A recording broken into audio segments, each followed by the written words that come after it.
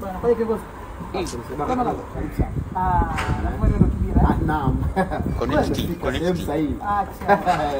Sasa nimeona matangazo yenu.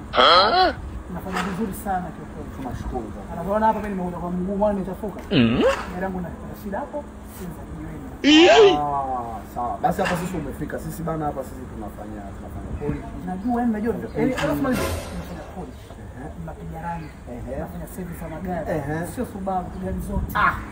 Basi karibu sana bwana. Nyosha. Basi umefika. Sasa mimi pale nimechumbuliwa. Unaelewa? Gari yangu pande moja ni kasi. Sasa naona kuiendesha, nilipatia nilipata pancha. Bwana kuja hapa.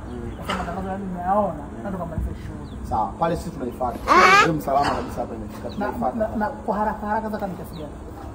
Angalia huyo kuingiza mkanga hapo. Tunaweza tukakuelekeza lakini advance yote ulionayo inakuwa ni nzuri kushikilia kazi. Kushikilia kazi inakuwa haija. Get ready. Fundi nini? Fundi. Sielewa. Fundi hamna. Mama. Wewe vipi babu?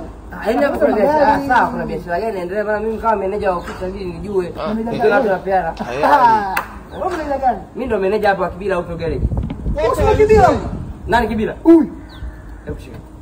Shika. Wewe baba wewe hapo ja. Tumeka Subaru yako pale. Inamaliza polish muondoke. Bwana huyu sio Kibira.